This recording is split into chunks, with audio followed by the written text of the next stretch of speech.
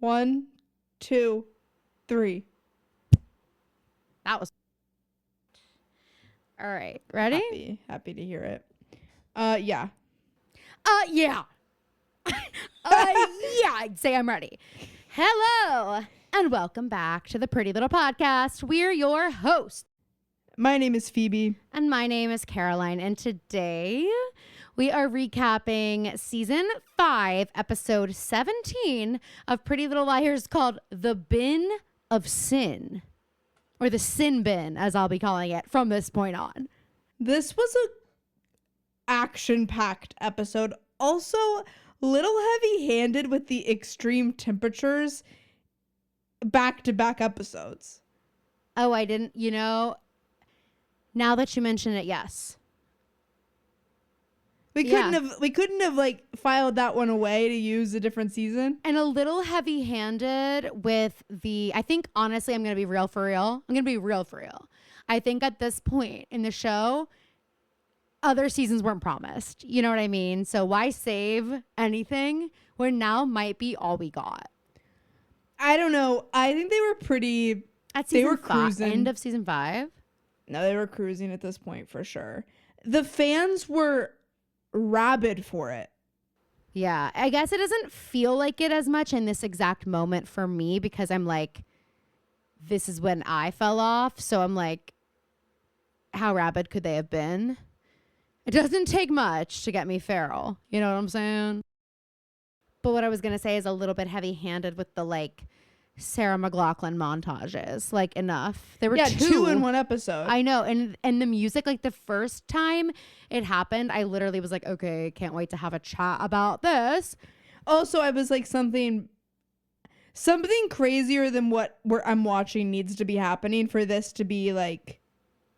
I'm not going to lie. I thought, because I have no idea how we get to the dollhouse episodes, I thought that the girls just walked into the doll. I still think that might have been the dollhouse.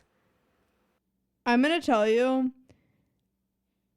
you couldn't take the craziest drug and open your mind so wide and figure out how they get there. That's definitely true. I don't even know how they get there, and I know that's definitely true. I just was thinking like, oh, they just walk right in. Oh, that's how they got there. Because it seemed like, I mean, I know a trap was laid for them because they did find themselves in a near-death situation, as they tend to do. But I don't know. I thought they weren't getting out of there. Yeah. Anyway, I loved the episode title though, and I will be calling it the Sin Bin from this point forward. The Sin Bin sounds like what we could have called the Chokey. It sounds like what one might hold their paraphernalia in. It sounds like where you might go to confession. Imagine the Catholic Church starts to rebrand to like start appealing to the youth a little bit more, and they start calling the confessionals sin bins. Well, ever since I went to the Vatican, I'm pretty sure most of them listen. So once they hear this episode, like, it's game over. I know that one priest really loved me, and Francis is gonna be like, man, can non-practicing Catholics be my advisors? He's gonna be like, hey, I'm kind of reinventing the wheel anyway. Like, okay, so but here's the recap. All right, guys, I got completely roasted last time for my recap that I did after waking up, so I expect nothing less coming up, but I'll try to, I don't know, have a little bit more pep this time around. So let's cover some ground here. Mona, of course, left her laptop that is like completely sealed and locked up to the girls. She left it to them. And then, of course, Arya needs to use it for her own purposes and gets it stolen by A. Then we see that the location is like triggering a notification. So like the computer is turned on somewhere, which triggered notifications to the girls saying this is where the computer is, because Mona's a fucking genius. And Spencer finds that the laptop is actually, it's at a storage facility. So of course we know Arya didn't get into any freaking colleges, so she had to throw her boyfriend under the bus Arya didn't get into Talmadge, and we find out that Jackie, Melina, of all people, works at Talmadge. So Ezra's like, that's why you didn't get in. Arya has the crazy idea to completely like just basically write a roast of Ezra Fitz and send it to her to get in, and it works. But Ezra doesn't know this yet. Then of course we have the love triangle that makes me want to freaking die. Jason De Laurentiis, Ashley Marin, and Pastor Ted P.T. Cruiser. And Ashley seems a bit more regretful. Jason maybe is more into it. But yeah, they hooked up, and then Ted proposed. Ted proposed to her after being away, like building houses for people in Peru. We've also met Talia. She's the new like cook at the brew, and she's really fucking annoying, but she's definitely really into Emily, and Emily doesn't have a freaking clue yet. Also, how could we forget? Allison was arrested for the murder of Mona Vanderwall. And Caleb and Spencer have been lying. Won't be the first time. Won't be the last. That's what I meant. It won't be the last time. It might be the first time. They're lying to Toby about what they found at the storage unit. They found a barrel that they believe Mona's body could be either preserved in or could have been turned into sledge in. So yeah, and the storage unit, guys, cop this. The storage unit is rented in Hannah's name, if you can even freaking believe it.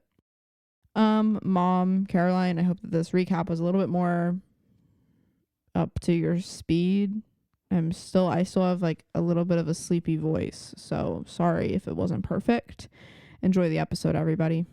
I like that we opened this episode with like, Arya has nothing to be mad about, nothing to be bitchy about, nothing to be like irritated about, because this wasn't your best friend that you just maybe found in a bin. And she's like, wait, so you mean to tell me you think Mona's in that barrel? Okay. Arya is out of control and Hannah is catching strays, and I'm not here for it. And Arya, you will pay. But one thing that I thought was just weird, though, is that why is Hannah... Spencer was there. Spencer found it with Caleb. Why are Hannah and Caleb like, no, this is legit what happened? I think it's because since they found it, Caleb and Hannah have been the ones that have been together brainstorming, because he went over to Hannah's house at the end of the last episode. Oh, right. Because her name is on the rental agreement. Right. So at that point, Hannah shows the girls the receipt for the storage unit. So we see that's where Hannah's name is. And of course, Arya immediately blows her cover and is like, okay, this has to be payback for when you confronted Allie in jail. And Spencer and Emily are like... Spencer and Emily act like Hannah just shot someone dead in front of them. I mean, literally. And it's not that big of a deal. Spencer is gonna cover for herself and be like, I just don't want you endangering your... Since when? Since when do you care what kind of danger Hannah Marin... Spencer, you would have done that. Exactly. If it was you, she's you would just have pissed been there. she did it. That's all it is. Exactly. Spencer's like the one time is like, seriously? She's also like the one time I follow the rules. Yeah.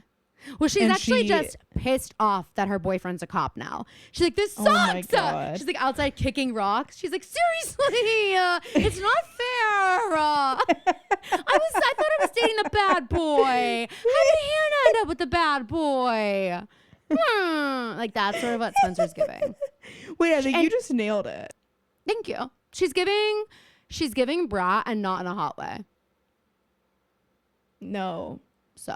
No. That's what I'll say about that. But yeah, so then we find out the storage unit was rented 4 months ago, the day before Mona's murder. So now the girls are convinced that it's been Allie's plan all along to frame Hannah. Caleb sticks up for Hannah and is like, guys, this has nothing to do with the fact that she went to go visit Allie. This has been planned.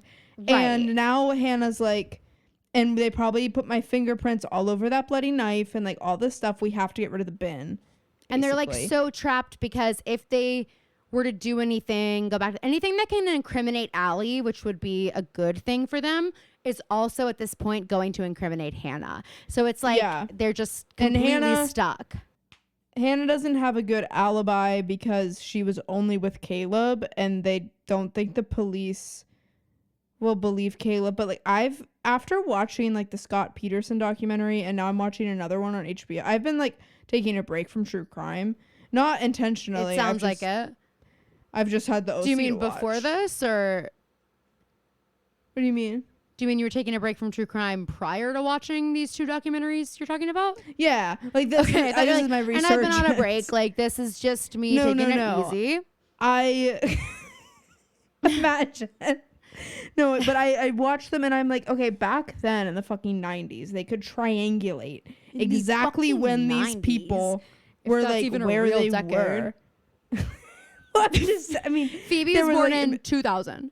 there was like no technology then, as far Phoebe's as I'm like, concerned. I'm just like not super convinced anything existed before 2000, but nice try. So I'm like, Hannah, I think they'd be able to prove. Hannah, you didn't send one text while you were standing in your kitchen. You didn't check Twitter once. You didn't update your status. You didn't message Aria in the comments. Like, they would be able to find that you were home. But anyway, the point is, Hannah doesn't think that her alibi would work because she was only with Caleb and Ashley and Ted were at the soup kitchen. Of course, because in case you forgot, Pastor Ted is a perfect angel and has worked hard for everything he has. Wow. Woo. Sheesh. Phoebe's like, and I would be proud to be a pastor's wife any day. Okay, Ashley? It's Hannah's like, I don't have a good alibi. I was only with Caleb. And like, no, we didn't film a sex tape, Spencer. She's like, serious, Hannah? Okay, well, that's on you. That's on you. That is one of that is one of the best Kat Cohen, the points of Kat Cohen's new stand-up, where she's like, we filmed a sex tape and then we watched it back. It's the most harrowing film footage we've ever seen in our lives. Like, okay, they need to be recast. Suddenly they're like, I don't get it. It's not like the chemistry's not like reading for me. I think I'm distracted by other things happening in the film. Anyway, let's not ever do it again. Yeah. Spencer's like, what have I told you? Always be filming, okay? ABF. ABF, okay? Wait, guys, but for real, really quick, just a quick little pause is that Phoebe and I had to have a conversation because our sister Lily's in college and college kids are dumb and need to learn how to be safe. So we're just like having our little, back to school safety chat with her. And what we really realized is she's not listening to nearly enough true crime. And I was thinking about this.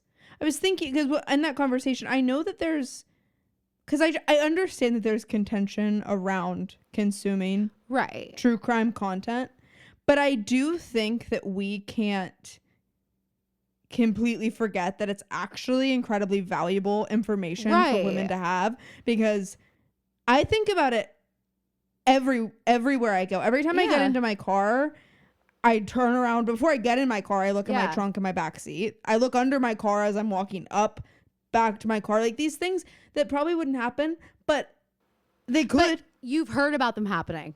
You've heard about it happening. So like that's going to play in your head. Like anytime, sometimes I'll like be walking down a street and I'll see like a shadow at the end of the street and I'll get freaked out. And then when they get closer, I'll see that it's like an old man and I'm like, oh, it's fine. And then I'm like, Mary Vincent. And I think of like so fast. all these fucked up old dudes that I've learned about, that like it doesn't matter. Ageism doesn't apply. Okay. Serial killers can be anyone. That doesn't discriminate. And so you need to stay vigilant. And I was listening to a lot of My Favorite Murder in college. And I think it was smart because their whole thing is stay sexy and don't get murdered. And I think that it would behoove a lot of you to listen and watch more true crime so that and what can happen to you. I think you all need to be a little bit more afraid of life. It's not quite like so me. much Maybe more like Phoebe. Well, this is exactly the point I'm going to make. I don't know that it's necessarily about making yourself live in fear, but it's about learning how to live a little bit more precautiously and a little bit more safely.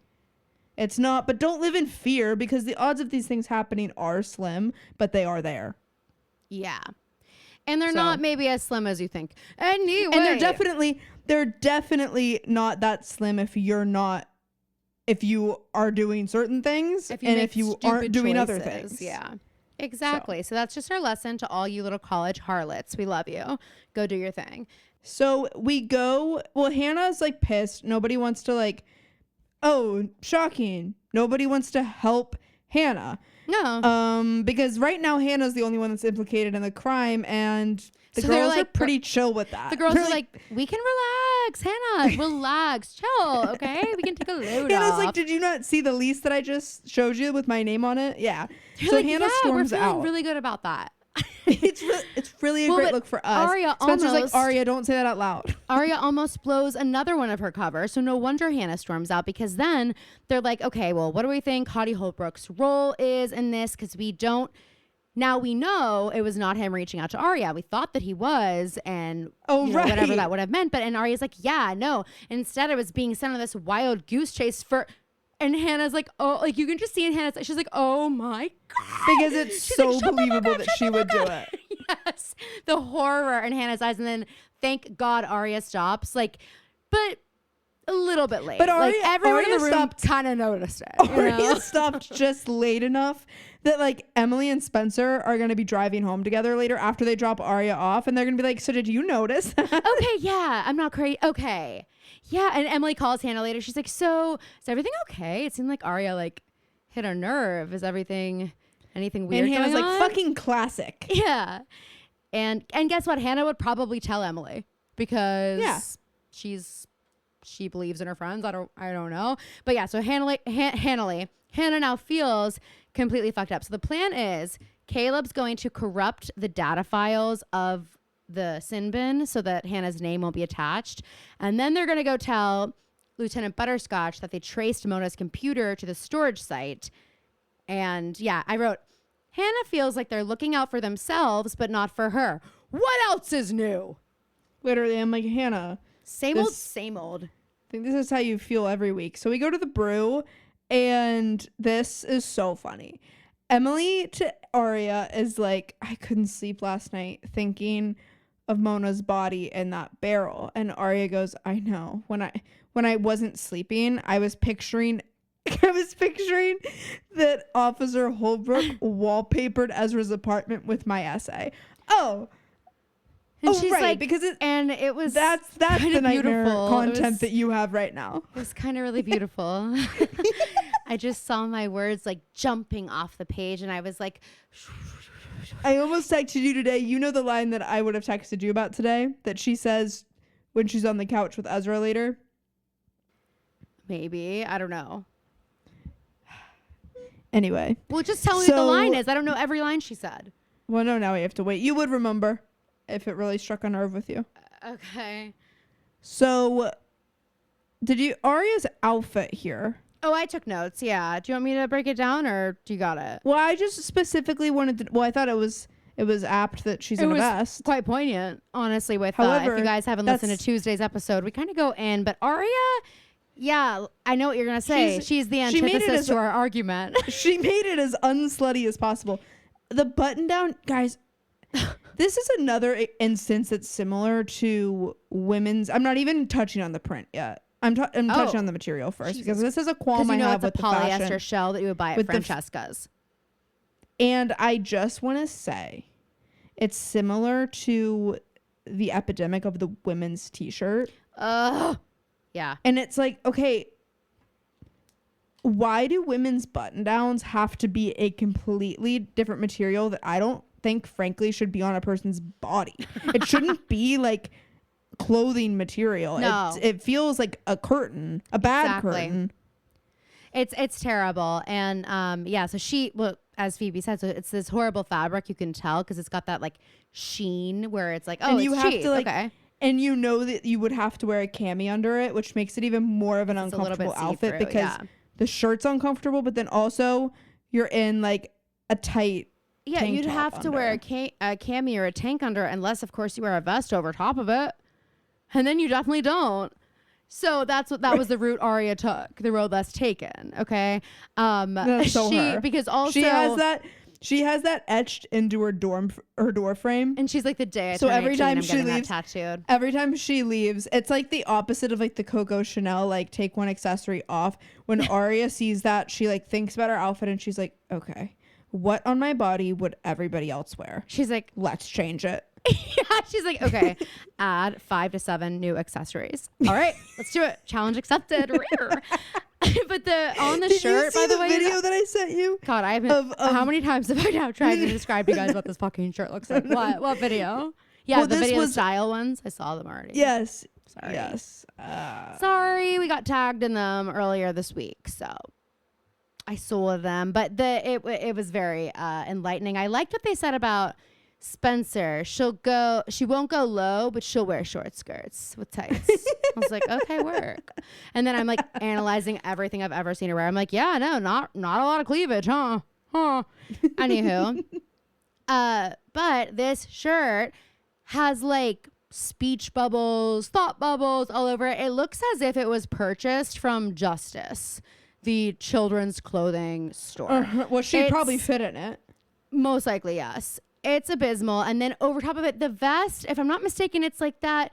It's not burlap, but it's like tweed, like the tweed kind. It doesn't work. And then think she has so. on like, it looks like she rated everyone's closet. She rated Spencer's for that vest, for that fugly vest. Then she rated Hannah's for that statement necklace with some coral in it because And the why shirt. not? And the shirt, but the shirt could also be Aria's. Because I don't think... I thought you were going to say the shirt could also be Emily's. And I was going to be like, have Mar. we been watching For the sure same no. show? But yeah, I thought the outfit was crazy, and she is a really good counter argument to my thesis that vests are super slut clothing. So So Aria leaves and Talia walks in, and Talia made pecan pie for Ezra girl, as a thank you relax. for the job. It's giving brown noser. But Ezra loves that. He's like, it's giving teacher's pet, and I love it. And Emily is suddenly like cares about Ezra, and she's like, hey, I know. just so you know, he's a taken man. I heard what you said the other day. Wait, I heard, and you know what? The owner's wife, girlfriend, was just in here. this is I don't know if this is the interaction that someone wrote in and was like, Emily and Talia have a crazy interaction next episode. I can't wait for Caroline to hear it.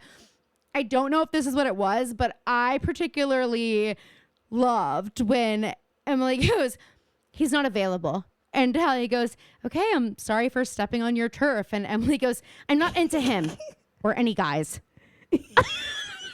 Okay.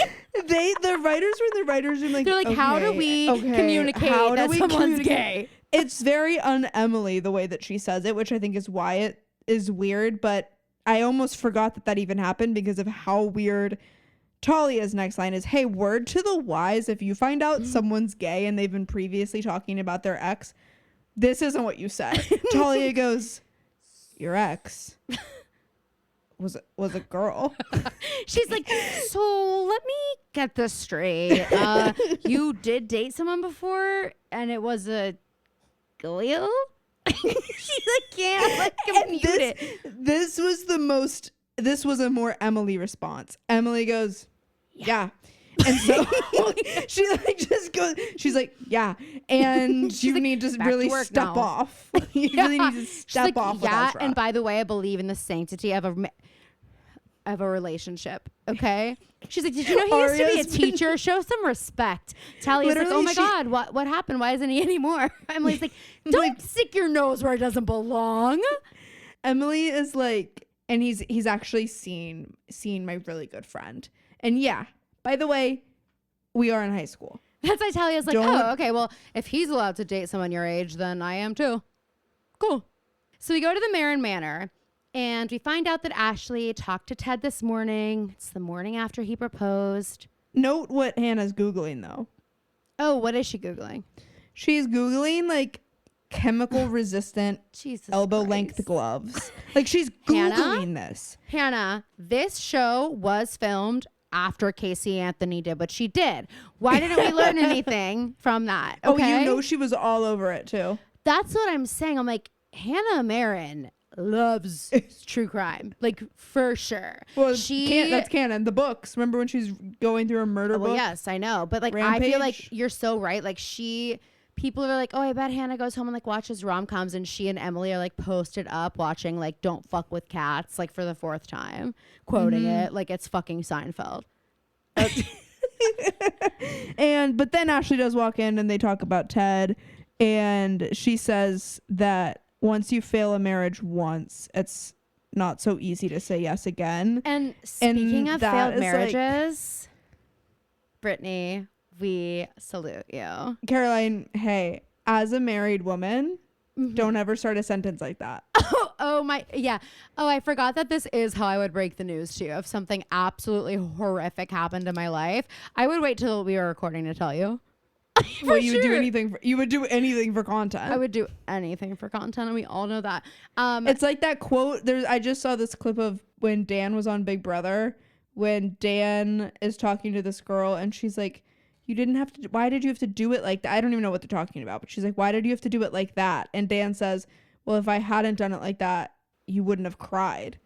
And then she looks at him and she's like, "You're sick." And at first he like feels a little bad about it, and then he smiles so big. Oh my god, that's Caroline. Wait, that's so good. I think I need to go watch that season. That sounds amazing. Caroline's gonna walk into the Big Brother house with like lines. I feel inspired.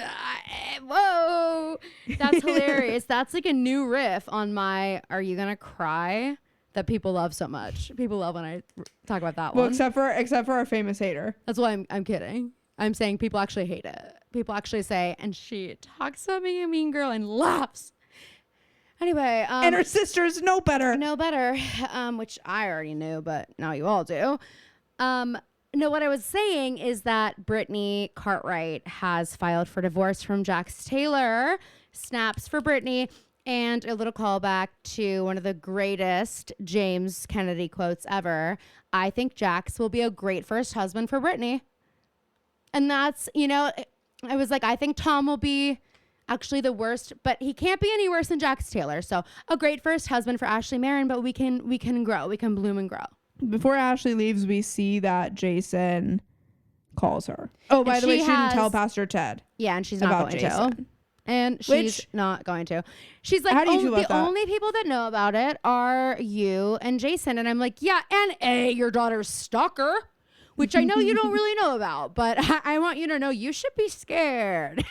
Hannah's like, I'm just wondering, like, what if, so I don't know, something crazy happened and he found out from not me or Jason or you. And Ashley's like, well, Aria. That would never happen. Yeah. Or from Aria. Yeah. I don't know. I mean, it's really tough. I'm inclined to just want to root for Ashley Marin. I want the best for her. I think so much of what she does is rooted in the best intentions, and just execution is really poor. And when Jason talks to her later, like, and we called it this last episode that it was just like felt like a self-sabotage moment. And part of me is like, is it worth hurting Ted as much as that would hurt him? Well, and I think the question is, here's what I think it is. I think I'm not ready to be engaged, or we need to have a really long engagement. And like, cause I just think it's the timing. I mean, I don't know. Is it better to, is she really not going to do something like this again? Cause like she would need to know that it was so out of her system. I don't know. But like, and then on top of it, he's just such a good man. It's like, it's like this is gonna be her back to December, isn't it? I don't remember, honestly. So that means yes. So we go to the Rosewood Police Department, and Spencer shows up while Toby is looking at Allie's like polygraph stuff, and he's looking into it. And they basically, guys, we're in a pretty small room. They are scream whispering at each other for all to hear about like keeping secrets, and like, you have to tell me what you know, and like, are you afraid you're gonna do something stupid? Hannah's gonna do something stupid. I need to talk to you. I need to stop Hannah from doing something. She's like using names, and also, I'm sorry, Spencer, you stick out like a sore freaking thumb because you come in here and you look frazzled as fuck. You've been up for 3 days straight, and like you reek of coffee probably. You are not subtle, girly. You're not subtle. She's giving she is the like manic farthest Spencer. Thing from subtle. Yeah, which is fine, but not when you're in a Oh my police God. station. I laughed out loud at Spencer later in the episode. And we'll get there. We'll get there. And So we'll get there. But this, I absolutely, okay, not me like low key thinking Lieutenant Butterscotch is eating in this episode. Yeah, like work. Like, I don't know, the tables she are turning. normally does though. Like, I know that we don't like her because she's the villain in our head. She's a police officer, but she's the villain in this in this instance. But also she right always now, eats. it's like, it's so ridiculous to me. And well, you know what it is that I really get a soft spot for her at the end of this episode, and I'll explain why when we get there. But as Spencer is there, like acting insane in front of Toby, Lieutenant Butterscotch walks in and asks the question on all of our minds, shouldn't you be in school? And so it's just like, oh, it's my lunch break. You're in high school. You don't have a lunch break. You can't clock out and leave the premises. TV writers love saying shit like that about high school. It's like, have you ever been to a high school? Have you ever been to school? Again, Guantanamo Bay level security. Yeah. Well, I used to leave school. But I was like really cool about it and sneaky, and I would have my friend call and pretend to be mom. And you didn't walk into the police department? And mostly I didn't walk into the police department. I would go to like Aladdin's for lunch and then back to school. Right. So Spencer leaves, and then Lieutenant Butterscotch asks Toby why he's looking at Allie's file, and Toby's like, it looks like the polygraph was manipulated to make it look like Allie passed. And Lieutenant Butterscotch is like, why would someone want to do that? Someone who was there would have to be the one to do it, and these were the only people there. And Toby's like, I think my boss is the one who did it. And it's like, okay, Toby. Yeah, she says, don't make accusations you can't back up. Why would he help Allison? And I'm just like, Toby, oh my God, shut the fuck up. This was the most He's like, well, people saw them kissing at a dance. Oh my God. Even worse than a school dance. The ice ball. Yeah, don't say the words ice ball at work, Toby. Cadet Kavanaugh. Don't do that. It's stupid and dumb. And now Lieutenant Butterscotch is like, her eyes are rolling straight out of her head. And she goes, oh, people or your high school girlfriend? And she says, you've been a cop for all of 6 minutes. Your little research project ends here. And like, yeah. And I think part of why I am loving LB this episode is because, like, yeah. I'm like, yeah. Toby takes it a step further. He's not only accusing his boss of kissing a minor, but he also is accusing his boss of lying about his whereabouts, because he says that he looked into whether or not his father was actually sick and found out that he's not. So that's not actually where Holbrook is. And that's when Lieutenant Butterscotch is like, you don't get to, you've been a cop for 6 minutes. You don't get to research into like discrediting your superiors. So Arya comes to Ezra. Where are they? Are they at her house? Because he's walking around like he owns the place, but it's giving Montgomery Mausoleum. No, yeah, they're at Arya's house. Okay. So she is telling Ezra that she got into Talmadge, and he thinks like she's acting really hesitant about going and not sure if she's excited, which he thinks is because Jackie's there and like she's nervous about running into her. And he's like, don't worry, you're not going to run into her, but let's celebrate tonight.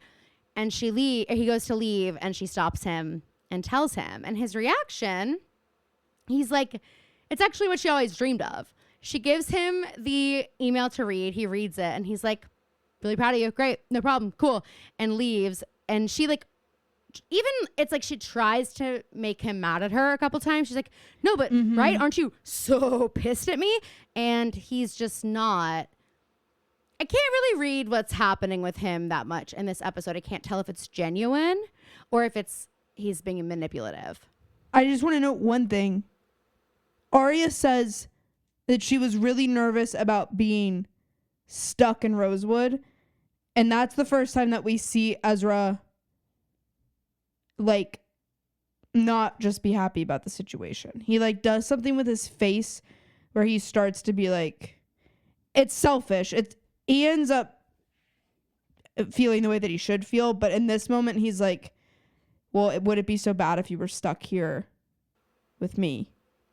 Well, that's what I can't tell. That's what I was saying. It's like, I can't tell if he's genuine in his what happens later, where he basically is like wants to set her free, which we'll get into. I can't tell if that's genuine or if that is manipulation, like, oh, you're stuck here. Yeah. Like, so that Later she'll tell him manipulative. that, yeah, I thought the same thing. So anyway, Hannah's at home.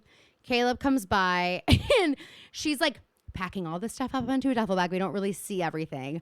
Where are the receipts? What is she thinking? About buying all this stuff? Yes. What do you mean, where are Where's the her receipts? paper trail? Like, think about receipts. Oh, well, yeah. Unless she used cash.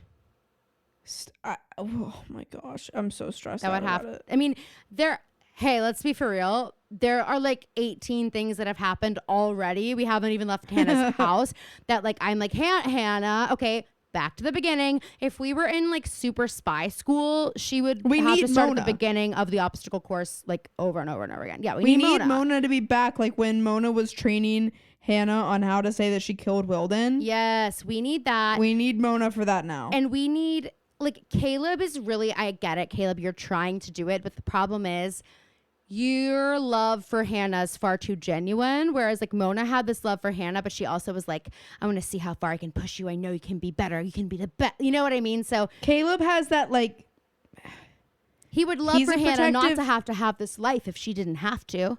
He's also a protective boyfriend in a way that sometimes gets in the way and is kind of annoying. Yeah. Less so than another boyfriend we'll talk about later, but I'll say still sometimes that's one of the things about Caleb that annoys me. He gets like too much vigor. Mm-hmm. So Hannah goes to open the door, but she like only opens it a crack and he can't see it. And he's like, okay, corrupted the files. Like, what's up? Let me in your house. And she opens the door and it's literally like an episode from Breaking Bad. That's what I thought. We go to the Apple Rose Grill and Ashley is like telling Jason everything he needs to know about the business, I guess, because she's quitting. And he brings up the other night. And at this point, I'm like, Jason, you just gotta like let it be what it was. Well, he seems to feel really good about what happened. And she's like, look, I'm seeing someone and it's serious. And they both kind of like admit that they did it out of loneliness. But Jason, obviously, Jason was bothering me because number one, he looks so hot in this episode. Like he looks insanely hot. And I know you've thought the same thing. Don't lie. Well, he always looks really good when his hair is cut like that. Yeah, but this episode in particular, he looked really good. Yeah. So Caleb and Hannah are going into the storage unit place, and he doesn't think anyone's going to be watching the cameras right now. So I just think it's like, again, like stupid things they're doing, walking in with like their faces completely exposed and not worrying about somebody watching the cameras downstairs, which is like idiotic, and Caleb knows better, but he's cutting the wire so that the cameras up here won't catch them. I don't really understand. No, I don't get any of it. No. And it's in the middle of the day. Nothing about this is smart at all. And also, it's like, then when we see the box later, when someone else looks at the box from where he cut the wire, we see that he just like left it open and like the wires everywhere. It's so fucking dumb. It's just not like, it's a classic case of he's letting his emotions get involved and he's getting messy because of it. But then Hannah pulls out the drill. They start breaking into the storage unit, and that's what's going on. Neither of them have heard from Hannah. And oh my God, Arya says they're like walking down the street and neither of them have heard from Hannah. And so they're gonna like go see Hannah or whatever. And Arya says, maybe I can lure her out of the house with a hot fudge brownie. Like, what would you say if you needed to lure Emily or Spencer out of the house, Arya? Certainly not that. I bet I could lure Spencer out of the house with a freshly sharpened Ticonderoga pencil. She likes the black ones for sure. They're so nice. I don't blame her. So then Spencer pulls up like a bat out of fucking hell. This was so funny. Arya and Emily are just like walking down the street, and that's when Spencer pulls up, and Arya's like, hey, Spencer, that's not a parking spot. Like, you can kind of tell by Spencer's frenetic energy right now, Arya. She doesn't give a fuck. So just save your breath, okay? It's giving when Spencer came over to tell everybody that Ezra was the way that she is going 1,000 miles an hour while everybody else is going like a steady pace, and she's just like This is like, it made me laugh out loud when she this pulled is up. a prime example of a real, it's almost too late. Like it's almost like past the point of needing crate time, but this is a really good example of like, it's time to, hey, Toby, hey, Cadet Kavanaugh, let's get your girl in some crate time, please. Cause she's out of sorts. But she does deliver the news that Mona's laptop is on the move. So the girls are thinking, okay, Hannah got the laptop. They're pissed off because they didn't want her to go like clear out the storage unit, and they're going there to stop her kind of, or they're going to like follow the laptop, but they're really pissed she did it. But they're also sure it's with Hannah. So like technically it wouldn't be as dangerous to go chase after it. Mm-hmm. So then we go to Jason's office and Ashley is packing up, and even though Jason said that he wasn't going to be in the office, so it was perfect timing for Ashley to go clear her stuff out, he walks in and he's like, oh, I can leave. I thought you'd be done by now. And Ashley says he can stay. He notices while she's packing up her stuff that she's not wearing the ring, and he asks like, engagement and no ring, and she admits she hasn't given him an answer yet because she has some hesitation about like becoming a pastor's wife and just doesn't want any skeletons in her closet to reflect poorly on Ted or anything like that. This is where Jason kind of loses me, even though he looks so hot, and I love his outfit. He's got on like this polo. It's like tight around his arms. They're so muscular. The light is glinting off his muscles, okay? But this is where he's losing me because I just feel like Ashley set a boundary and he didn't respect it. And like up until he didn't respect it, it was very, like I thought it was respectable, honestly. And I was like, okay, like they're going to handle this in a mature way. It's going to be fine. But then when he ultimately, and we can just skip to the end of this, when they ultimately walk out of his office, it's nighttime also. Like, how long were we in here? But he's hugging her and they're having this conversation. And is that where he says, did you do it because you're self-sabotaging? He said Yes. something, he's weaving that in and out. He's like, I've been at points in my life, like on the cusp of really good things, and I've done something to set me back. And he was like, is that kind of what's happening here? And at first, during the daytime, Ashley's like, no, that's not what's happening. And then at night, she's like, it probably is a little bit of that. Like, I'm scared of a good thing. And then Jason does Rosewood's favorite thing to do, which is just to like kiss someone who has given you no body language, no inkling that they actually want to be kissed. Well, they did come right out of a hug. That's the only thing I'll give him. They were physically touching. So like, I guess in terms of any inclination,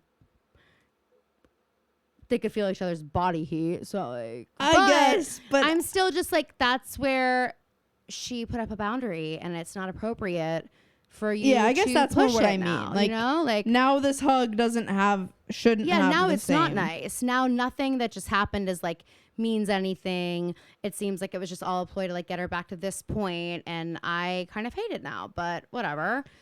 This is our first Sarah McLachlan montage that starts for some reason. It's just such a weird part of the episode for this to exist. The things that we're watching don't really like, it doesn't have the vibe that these montages would normally have because something's actively happening in the car with the girls. Well, yeah, I was going to say. First we see Ezra. Go ahead. I was just going to say, I feel like it's not even like this one. I was calling it a montage, but like it's not even because literally it's like only the still of like Arya's like wet dream, or Ezra sitting in his office just rereading her writing. Oh, I know. And she goes, I'm a good writer. I'm a really good writer. Yeah. That was the line. Yeah, of course I clocked that. Of course I did. I just couldn't remember off the top of my head, but yes, because this is exactly what she's always wanted, is for him to be so captivated by her prose that he can't put it down. He can't possibly go about his day at the brew. Right, and it has to be her writing skills. It can't be that she's written like some devastating words about her boyfriend and he's like, whoa, I've ruined this girl's life. No. Couldn't be that. So we go to the RAV4, Spencer's car, and the GPS is taking them to the computer. And they're like, Spencer in her head is like, Caleb has to be with her. Well, out loud, Spencer's like, I just don't understand why Caleb would help Hannah. Maybe because he's in love with her and they're dating. What? What do you mean you did? And Spencer's like, I kind of thought we were vibing. Guess not. Emily's like, aren't you guys both in different committed long-term relationships. Emily's Spencer's like, hey, Spence, and? Caleb's taken by my really good friend. Okay? It's not interested. It's off the market. And I'm not interested in him, okay? I'm not interested in any guys, for that matter. And my ex is a girl. Last time we checked. And now we've said it. So we go to the storage unit, go back, and I'm like, okay, 100 trillion things have happened since the last time we were there. We're still working on this. Girl, I thought the same thing. It's the afternoon, and we're still like, we're taking our time. Well, it's actually not the afternoon anymore. It's now nighttime, as we learned when Ashley and Jason walked out of his office. This is why I'm confused. No, because that is later. So there is, you're right about there being a lot of time spent in the office. No, that just happened. No, remember we jumped forward. No, but we've passed it now. I think. No, because it's still daytime in the ice cream factory. Oh, okay. We haven't gotten there yet. Oh, sorry, you're right. But yes, they're doing the lock, and they finally get in, and we realize that the storage unit has been all cleared out except for the bin.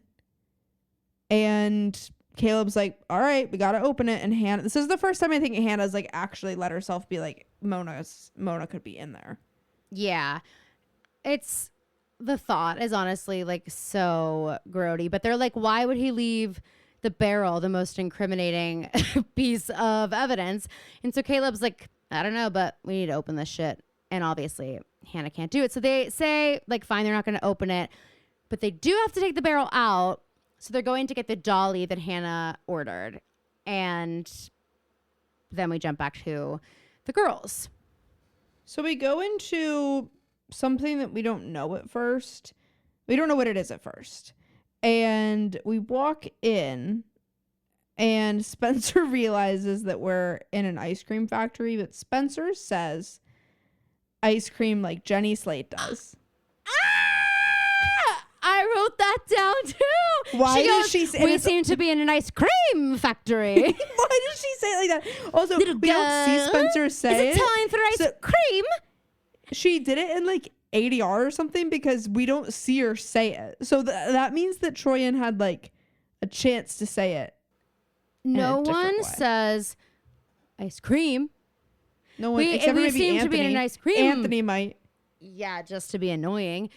No one says that for real, but I couldn't believe that. Like, okay, you're going to let her say it like that and none of the girls are going to snicker? No way. I don't care how serious the circumstances are. I'm letting out a giggle if I hear that. Are you kidding? Me too. Ice cream.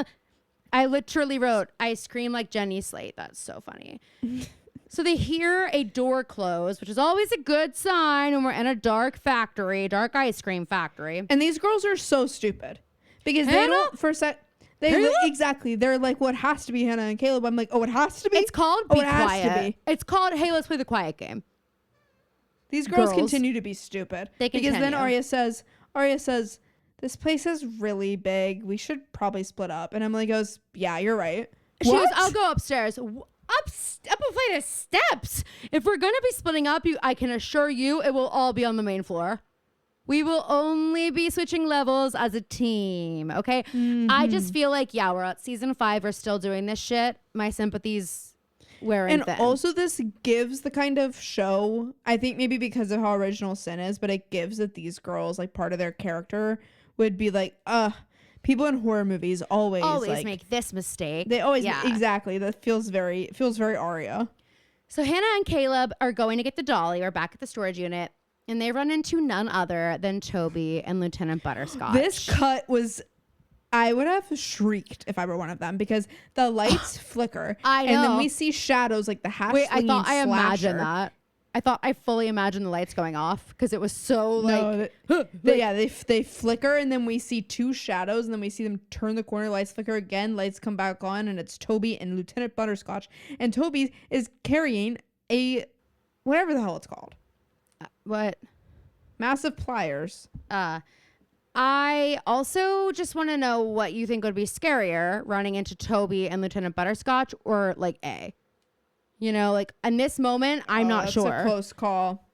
I mean, if I'm Hannah and my name is on a lease for a storage unit that could have a dead body in That's it. what I'm saying. Probably that. That's what I'm saying. I'd rather be dead. So they're coming up with their story that Caleb's going to rent a storage unit because he's got a bunch of stuff and blah, blah, blah. And LB asks Toby if he knew that Caleb was going to do this. Toby says no. And then Hannah, who's got this enormous rosewood duffel bag, which like anytime I see someone talking to a cop and they have a bag, I'm like, it's only a matter of time before they ask what's in it. And what are you going to say, Hannah? Thank God we didn't get there. But she does say, are you nervous? And Hannah's like, yeah, because I might piss myself. I thought she was going to be like, she ate something bad. Like, I thought that was going to be. But if she's like, yeah, I'm nervous. You make me nervous. I'm nervous. Boyfriend. Wait, that's so Hannah. That would have been so endearing. I know. But that's fine. That's not it's what almost like that's happens. how she starts it. She's like, I am nervous that I might have an accident. So they leave. Hannah and Caleb leave because Lieutenant Butterscotch is like, well, you better hurry. And then these people have no poker faces, Caleb and Hannah. They literally could not look guiltier after that conversation. Lieutenant Butterscotch goes over to, they're making their way over to the unit and they see the wire box that Caleb left open and left the wires just spilling out of. And she's like, someone's camera shy. They do have a search here. Okay, question. LB and Toby have a search warrant for the bin. So wouldn't they then know that Hannah's name? Like, I feel like in order to get a search warrant for it, then they would have to know who owned the unit. But she doesn't own it. I wonder if like she only had to, right now she might have only had to go to the But facility. still, like, whoever's renting it. I don't know. I don't know. I'm like, none of my business. I guess. So we're back at the ice cream factory and Spencer's hearing like muffled voices and follows the sound. I wrote, so does Emily. Is this the dollhouse? I really was thinking like this was about to turn into the dollhouse at any second. Emily pulls a curtain. Here, this was interesting too. Emily pulls a curtain back and we hear like a cat in heat and then a dead animal jumps out. What made that sound? There's like a dead possum on the ground. This I think it's a rat. This rat has been there because of the tail. This rat, but it doesn't look like it didn't make the sound because it looks like it's been dead for a second. So like what did though? You know what I mean? I have no idea. Just show us that. Emily doesn't look for what made the sound. Instead, she just picks up the freeze-dried almonds and looks at it like it's a clue. I literally was just gonna say as if she's Nancy. Like, I'm sorry. I was like, what is the significance of this? She's like almond. Almond. A is for almond. Almond mom Pamphile. Oh my God. Mom owns an ice cream factory. This is a shock. We're dairy free. Anyway, LB and Toby get into the storage unit and see the barrel. This is where can we go through this part? Sorry, we keep going back and forth and I fucking hate it. Go ahead. But this is where I think I got my like moment for LB where I had a soft spot and I was like, okay, I kind of love you here because it's sweet. It's actually like low-key gonna make me cry because they open the barrel and Toby goes, oh, what is that smell? And she goes, I'm not sure. Can you go call someone and tell them we need a hazmat team? And I was just like, that's so sweet because she knows exactly what that fucking smell is. And he doesn't because as she mentioned before in this episode, he's been a cop for 6 minutes. So this might be the first time we know the kind of things he's been doing. This might be the first time he has had to deal with something like this. And the fact that it's not, oh, it smells so bad. It's what's that smell? And she's like, I don't know. She can't she's like protecting him in this moment. And I don't know why. I just thought it was like, it's sweet. It was like a sweet moment where she didn't have to be that sweet. And then she gets on the ground and sees a spot of blood that I thought looked to be fresh. I was like, oh, did Hannah get a nosebleed? Like, that's what I'm saying. It's bright red. It doesn't look like it would have at this point, especially with she doesn't know what kind of traffic what foot traffic was going on in there. But what we saw, it's like, with everything that was in there, all the moving around, There's no way. obviously it was probably deliberately Oh, I was just thinking that. maybe put there. But Prick of the finger. I want to note, I think hazmat is one of the most baller terms ever. The fact that it stands for hazardous materials team, and like for I mean probably like a century, the fact that way back when they were calling it hazmat, The fact that way back epic. when they understood how chic and like fun abbreviations are. Hazmat. How boring is the English language with no abbreviations? You know what I'm saying? Like, if you're not using abbreviations, get real. That's it. Get real or get lost. That's kind of the motto here. If you're not using abbreviations, get lost. Get real or get lost. Get lost. Get real, get lost. Get your head in the game. I gotta get my head in the So game. then we go to the ice cream factory. And Spencer found the source of the voices. It's Mona's laptop. And like, we don't really know what this room is yet, but it's another room. It's like a vault. Are And we she gonna goes know? in there. Yeah. Or we're gonna keep coming back here, but it's not the dollhouse for sure. No. I mean, we know by the end of this episode what this room is. Oh, well, I can't. Everything is dark, Fee. How can you tell which way is freaking up? Because I can't. I'm literally like, if I were in there, I'd be like, like I might as well be Jenna in there because Caroline, as completely soon as she dark. walks in with like 3 people who are having the exact same sensory experience, Caroline goes, guys, no one freak out. No one freak out, but I can't see a thing. I just lost my eyesight. I am trying not to freak out, but I just poof lost my eyesight. Does anyone else think it's all dark? Can we get a light in here?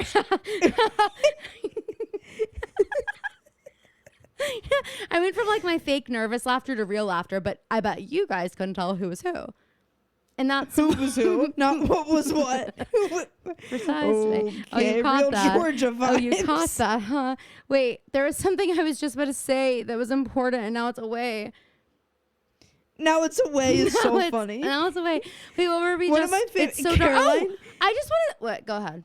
I want to hear this. On the Tuesday episode, Caroline goes, let me just tell you. Wait. No, not that tell you thing anymore. I don't remember that. I did listen. I actually thought Tuesday's episode was really good. I think it was pretty funny. It was funny. I was cracking up a little bit. I was LOLing. Actually, when we started talking about your TikTok. It is so funny. Anyway, no. Here. Wait, shoot. Did I just lose it again? Oh my God. I need a lobotomy. Oh, yeah, I got it. Okay, so guys, I just want anyone to know, I'm certain we don't have any overlapping listeners, but if anyone here does listen to the other one, I just want you to know that Tammin telling you all that 18 years old is, quote, late to lose your virginity is an irresponsible thing to say and not true. Just so you all know. So Spencer gets into this room and she sees that it's Mona's laptop that's in there, and it's playing a video of Caleb and Hannah that we all saw earlier. Hannah's computer in real time. Hannah's computer was recording them having their entire plan conversation. So we now know that they tipped themselves off to A.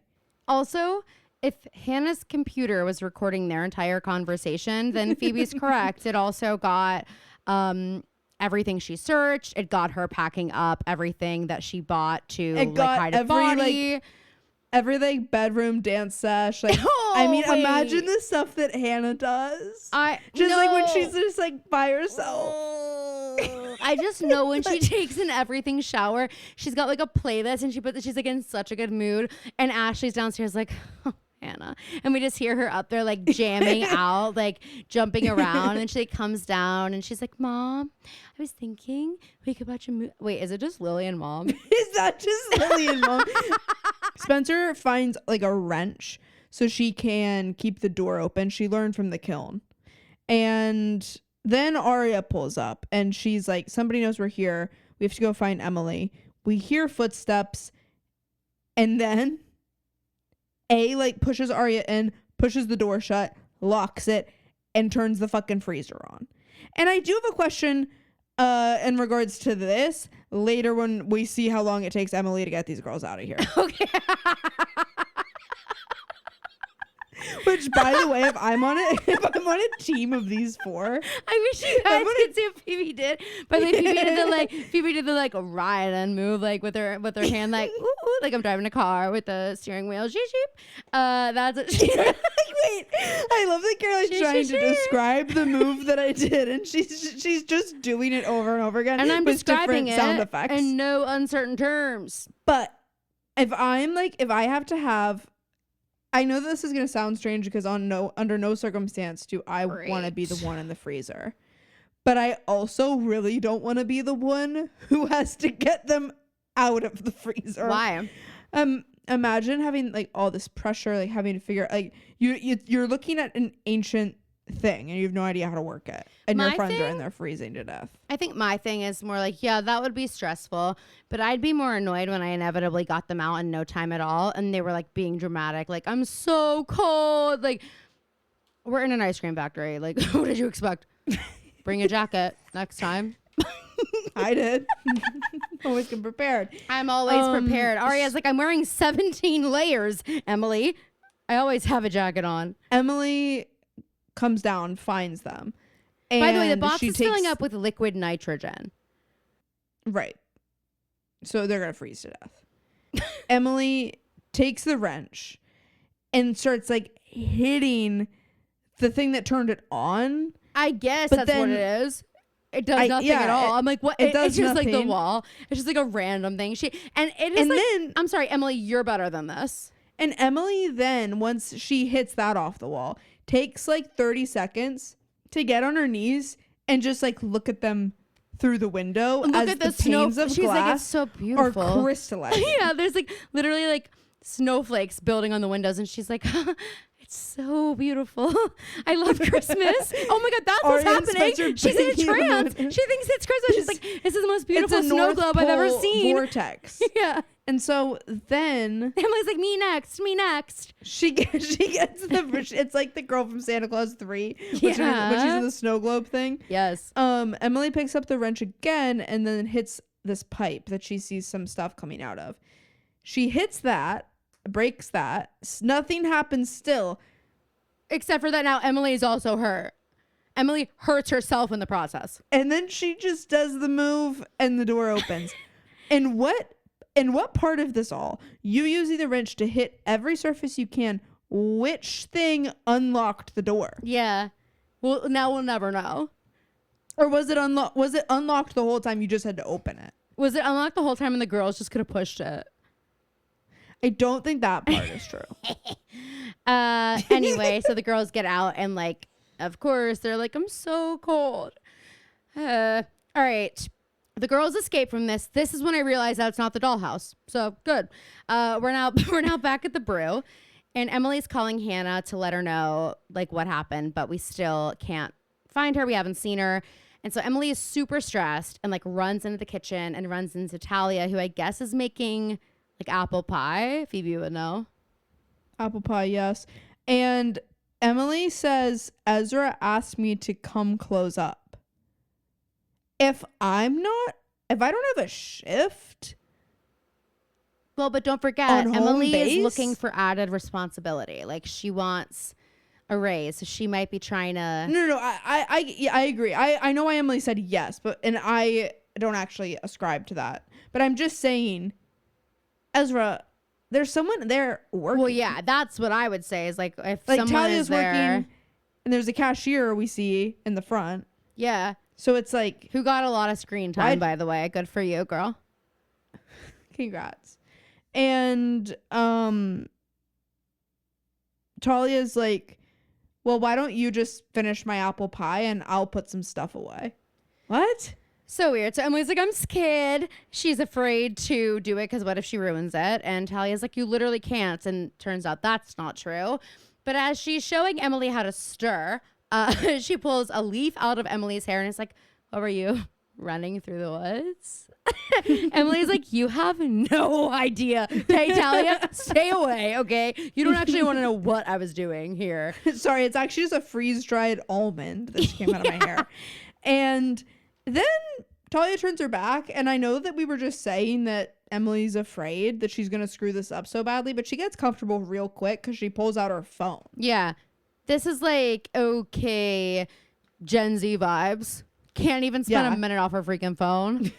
That's what they all say. But she got a text from Hannah. I didn't write the text down. So I guess if you are worried about your friend and you get a text, I guess that makes a little bit more sense. I'll give Emily a pass.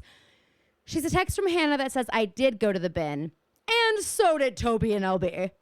Oh my God. in this moment, in this one moment, this is why they say, don't text and drive. They were like, okay, we can't do a car crash. Been there, done that. We just had Toby get in a car accident and we spent 30 seconds on that. Hannah's been hit by a car and various other things. And then of course, we had the infamous car crash in Glee, the Quinn Fabray move. So instead of talking about texting and driving, we're going to talk about texting and cooking. Look away for 1 second. Look what could happen. Flambe. And the apples catch on fire, but don't worry, Talia is able to put the fire out. And then Talia and Emily start going, I think the apple's rotten right to the core. And they start doing the choreography, and we're like, wait, what? And they're like, and Emily's like, wait, did you learn how to do that dance for the Pretty Little Podcast too? And Talia's like, girl, you are so confusing.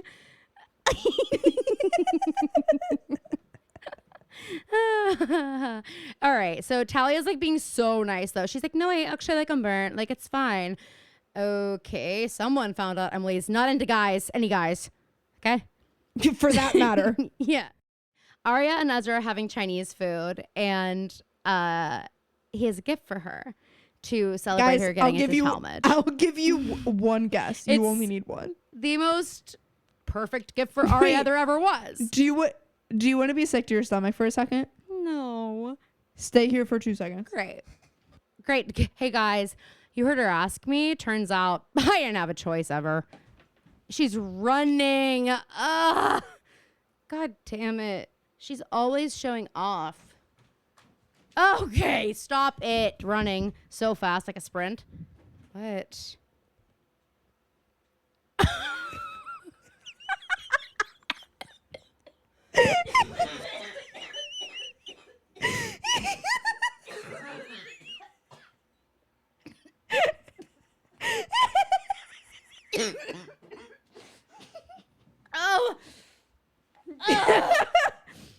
Oh my God. Hello, is everyone still there? I'm sorry.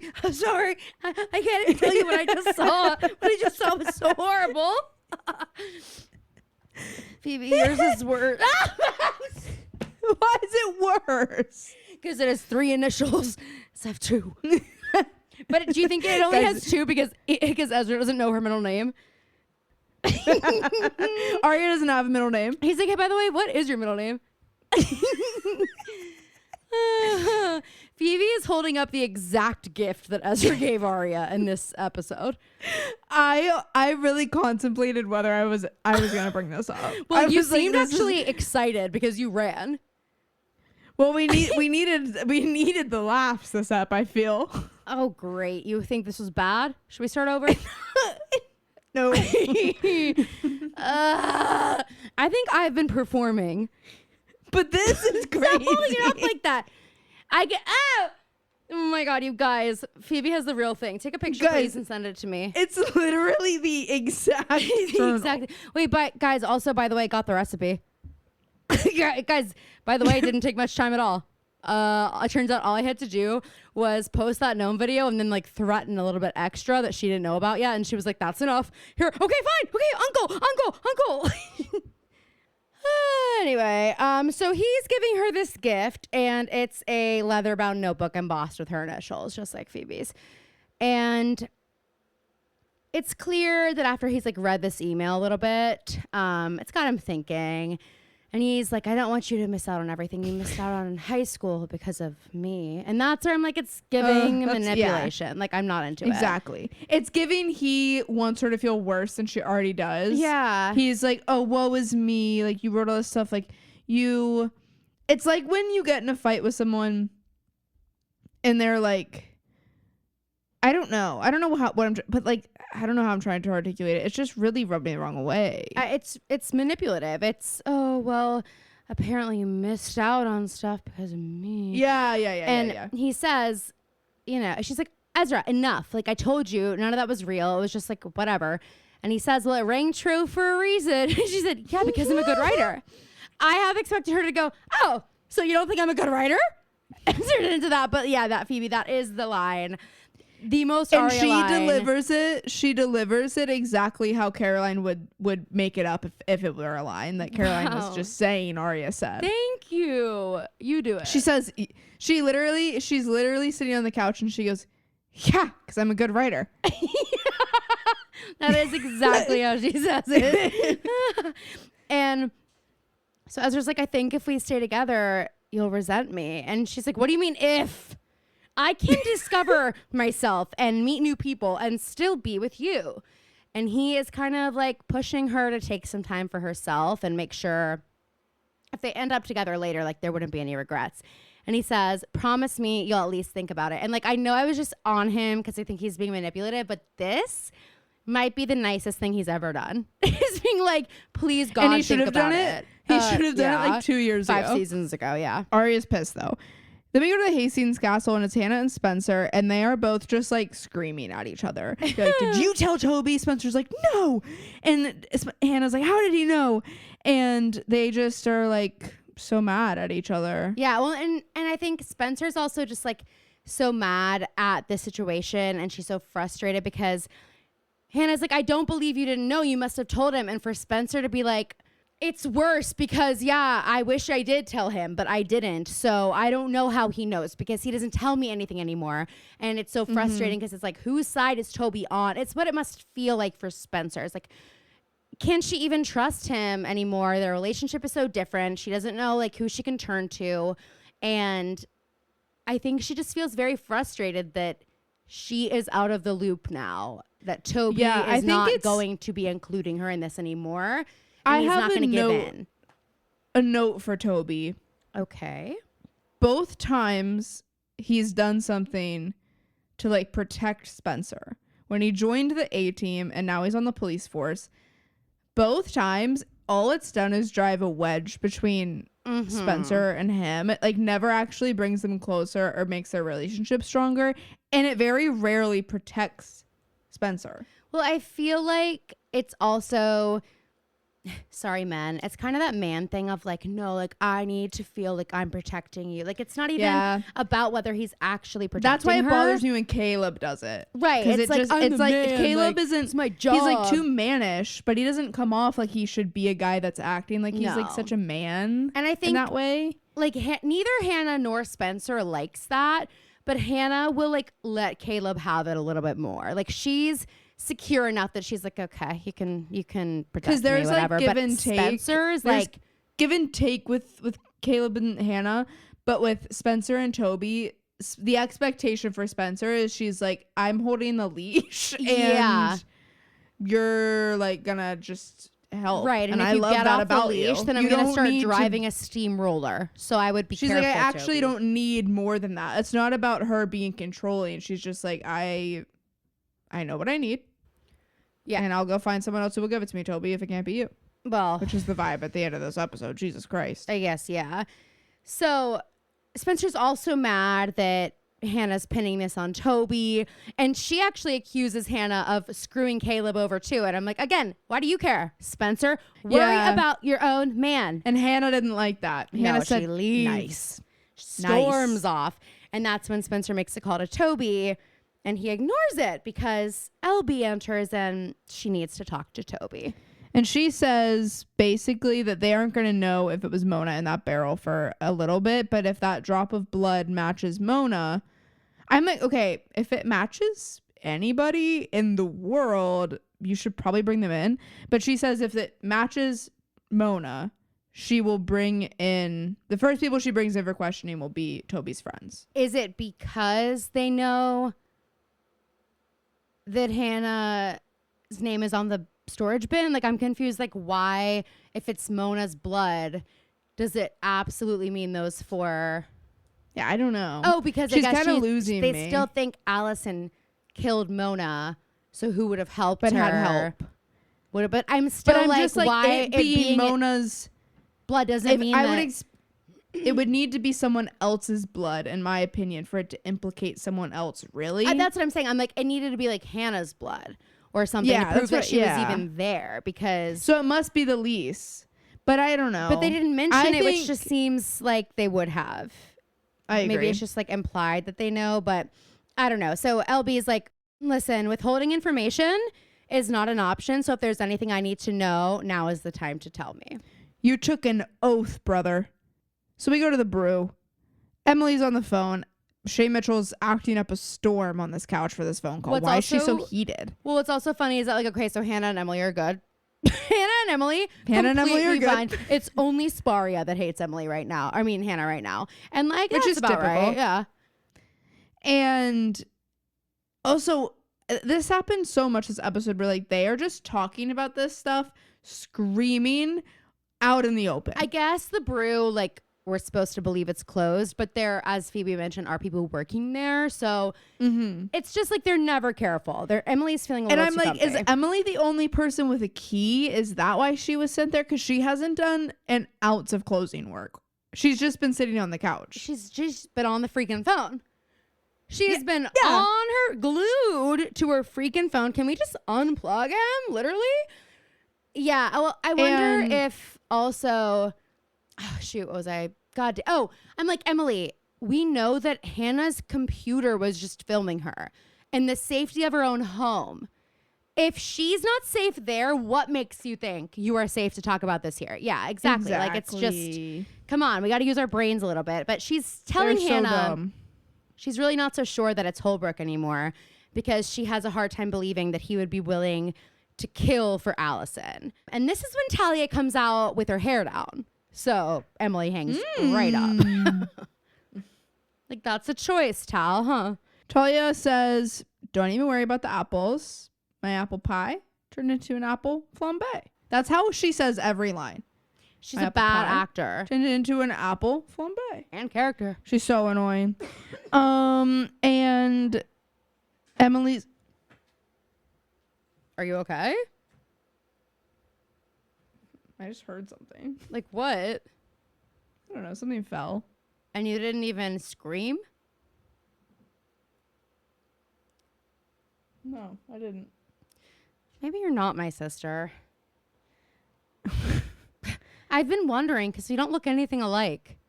I'm going to make sure my door is locked. Okay.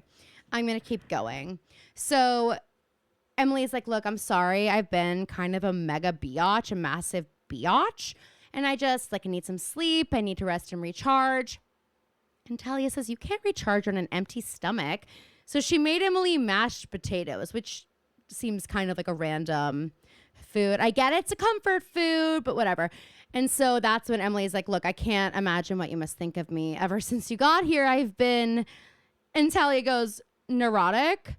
And Emily agrees, but I want to say neurotic is just never a word I would use to describe Emily Fields. I don't know about you. No, it's also so mean, I felt. Yeah, like maybe like say if you want to go for neurotic, but you don't want to be a bitch, maybe say like frazzled, a little hectic. Yeah. Little stressed even. We could keep it as simple as stressed. Lots of options. And... Talia's like, it's okay because I know I've come off as a total control freak. And like, that Emily's is like, true. Correct. Yeah. Mm-hmm. And Emily, honestly, like at this point, I still don't think she's like, I'm not getting the vibe that Emily's into Talia at all. I think Emily's just like, okay, well, thanks. Anyway, Emily's low key like, look, I'm your boss. Okay. Like, I feel like Emily like thinks she's like in charge of Talia for some reason. But Talia brings up her little Ezra comment when she was talking about his nice buns. And she says she didn't say that because she's into him. She's into Emily and she's trying to figure out if she's into guys or girls. And Emily, in classic Emily fashion and classic Megan Alba dress fashion, says nothing with her words, but everything with her eyes. And Talia gets up and leaves to go finish cleaning. Exactly right. Exactly right. So then we go to Caleb's apartment, and Hannah tells him about the video, and we just have like a Caleb, like, you go down, we go down together moment. He's like, okay, well, if they arrest you, they're gonna have to arrest me, and we will be arrested at the same time. You might not be in the same jail, but we'll both Hannah's be. like, We'll can both inmates go have down. conjugal visits? Can 2 inmates in different jails have conjugal visits, though?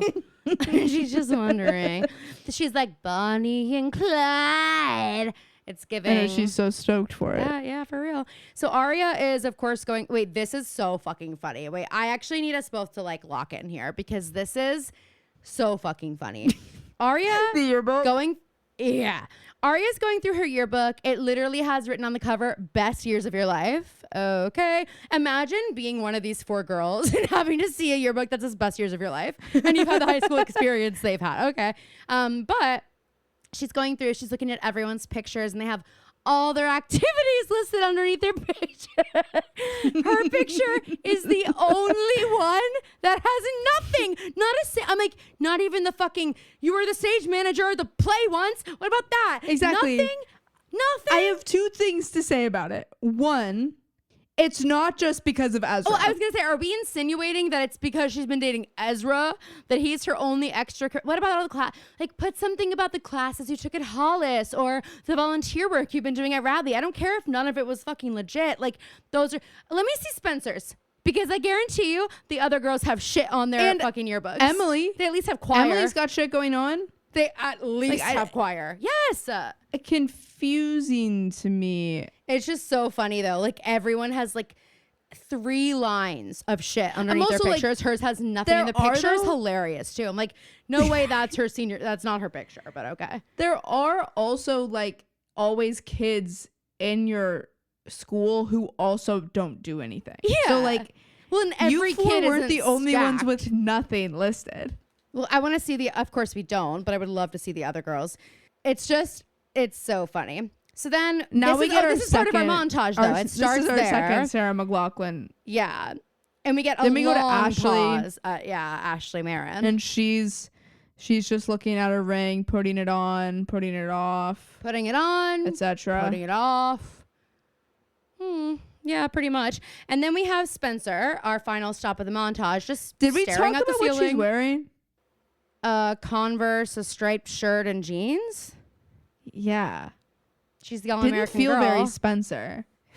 It seems a little bit Emily, but it also, like, if we remember what the video that we watched, she does say there was like a whole season where she was dressed as an American flag every day.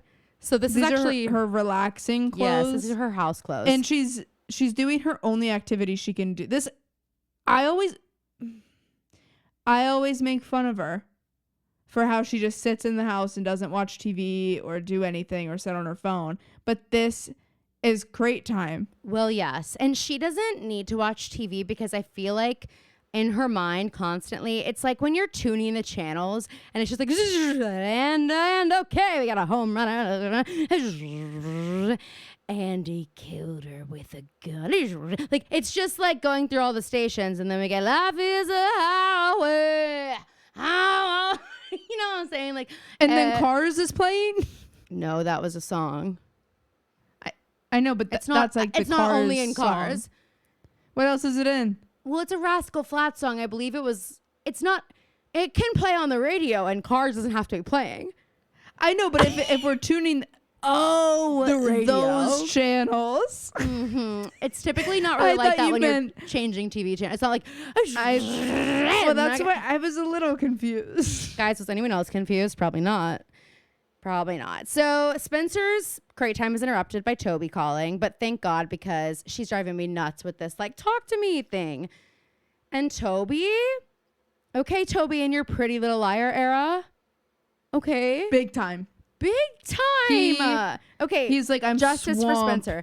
She's on my nerves a little bit this app, but like, He's like, I'm swamped with paperwork. I'm going to be here so late. Spencer's like, I don't care when you get here. Just get here. So wait. Did Tanner, I wrote down a note, but I can't tell if this is what it means because I'm not really registering. Did Tanner get an anonymous call that, that's how they found out about the bin? Yeah. Okay. So Tanner ended up getting an anonymous call that Mona was in the barrel that was in the bin. So now Toby's told her how he knew, but he says he can't talk about what is in the barrel, which I'm just like, Toby, like, I don't know. I know that, like, I get it, but I'm also just like, dude. You know what I mean? That's how I feel about it. And then we realize Toby's fucking lying through his teeth.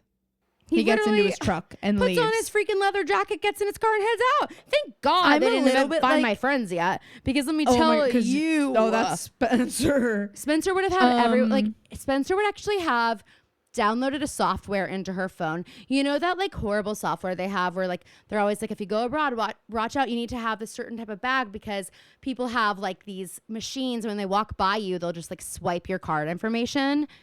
Mm-hmm. You know that like thing. Yeah. I feel like Spencer has that, but she's just collecting everyone's locations. Like she's like grabbing their Find My Friends. Yes. I mean, yeah. I feel like Hannah and Spencer for sure have more of, and Aria is the only one who won't share her location. Except with Ezra. Annoying. Ezra has it. When everybody was like getting on Sheena for having Max's location, I was like, give me a break. I was like, it's the most normal thing she's done. Nick on the Vile Files being like, I mean, I don't have anyone's location. I don't know, and none of my friends, when none of us do it. Okay, well, you're old. Victoria Fuller does it. Let me tell you, Vicky does it. Guys, Nick, I was watching a Tennessee Titans video came up on my For You page, and it was all of the players' like girlfriends and wives and families. And about halfway through the video, I see a familiar face. Vicky? Victoria Fuller. Vicky? Is that you? She's a wag? Hey, Vicky, you're oh so icky. Just the thought of being around you makes me oh so sicky. You know that song? Yeah, if someone said that about me, I would... If called you icky? Well, that whole song You'd be is upset? so mean. Okay, but she's a nasty, mean babysitter. And maybe she deserved it, is all I'm saying. And Splat, just kidding, guys. It's not over. I really liked how they blended the whatever song was playing, whatever indie hit was playing, into the Sinister A music. They did a really good job of that. Sound really mixing Eminem. Can I get a what? Yeah, so is everything of Mona's frozen?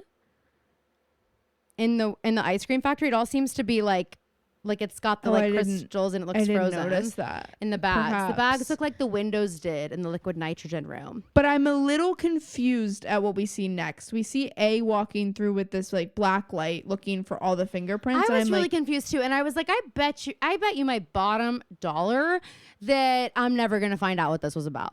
I bet that I will never revisit this. Unless it's just another instance of like, A wants to get all of them arrested, not just Hannah, and that A needed to implicate Emily. Wait, I wonder if by putting Hannah at the scene at the storage unit and having the girls go to the place where now all of Mona's evidence is going to be. Yeah, well, with fingerprints. What if and I don't know if this is real. But if you freeze the stuff, I wonder if it gets like, you know how like if you like heat something up a lot, it will get rid of the whatever like bacteria into those. What we learned last week. Yes. So I wonder if they're freezing it to do the same thing, and then they're going to go take all of the fingerprints, lift them off of all these things they found, and then go put them on there. So that's the only prints that are on her stuff. And again, we'll never hear about this again. Like this will never come back up, so we'll never know if we're right. That's the episode. It was crazy. I can't believe that we're like kind of in the home stretch, because how many episodes are in this season? 24? I think so, because the last episode of the season is like a fan tribute episode. Oh, in a bad way? Am I gonna hate it? We're not doing it. We're skipping it. Oh, we'll see how people react to that. I think people are gonna be fine with it. It's like the last episode of Gossip Girl. And what's wrong with that? We'll be doing no. Like we'll be doing that. like when you stream Gossip Girl, you get to the very end. There's the last episode of the show, and then there's another episode to watch. That's like behind the scenes, like fan stuff. Oh, okay. You know. Yeah, no, I'm good on that. It's like that. Good on that, but so there's either 24, 25 episodes, but it says there's one more than we will do. That feels crazy. That we're like almost. Oh my God. I just know things are about to get so freaking crazy. And there were some really funny lines in this app. I was LOLing at various things. I think when Spencer whips into that, when she's driving like a bat out of hell through Rosewood Times Square. She's giving Road Warrior. She is. Dare I say. In the Rosewood Facebook group, there's a parent saying, whoever has a kid who drives a RAV4, I just saw her speeding down the road so fast. No one needs to go that fast in Rosewood Times Square. I would just encourage everybody to have a talk with your child today and let them know that the speed limits are there for a reason and that traffic cams are installed on every street corner. Spencer, this is your final warning. So there's like a picture of Spencer up on every telephone pole. They're like, if you see this girl driving, get out of the way. Run for cover. Park your car and find shelter. Yeah. It's like, they're like, have you seen The Quiet Place? Have you seen The Quiet Place? Have you seen what they do when the things start coming from the sky? Do that if you see her on the road. All right. The next episode title is bonkers. Oh, what hard luck stories they all hand me. It's just too long. I'll say it's just too long. Okay. I agree. Aria, Emily, Hannah, and Spencer have been burned before by newcomers to Rosewood, so it's no surprise they're wary when someone new crosses their path. Are the girls wise to keep an eye on everyone? What kind of question is that? Yeah. In fact, they haven't been doing a good enough job of it. Also, ever. Can I get a little update on PT Cruiser? How's the man doing? I know. I'm like worried about him. Like, Ashley, you spent too much time with Jace this episode, okay? And I didn't get a good update on PT Cruiser, which, by the way, the nickname's a hit. People like PT Cruiser. Yeah, people loved it. People actually like latched onto it so fast. I was like, oh, who knew it'd be that easy? So easy a caveman could do it. Anyway, all right. Well, thank you so much for listening. Please go follow us on social media, Instagram at The Pretty Little Podcast. The O in podcast is a 0. On TikTok at The Pretty Little Podcast. Go join our subreddit, r/Pretty Little Podcast. Talk to us about the episodes. Let us know what you want to see. And please don't forget to leave us a review. Subscribe to the podcast. Make sure you never miss an episode. And let us know what you think. We love you so much. Thank you for listening. And we will see you next week. And splat. Splat. Whoa.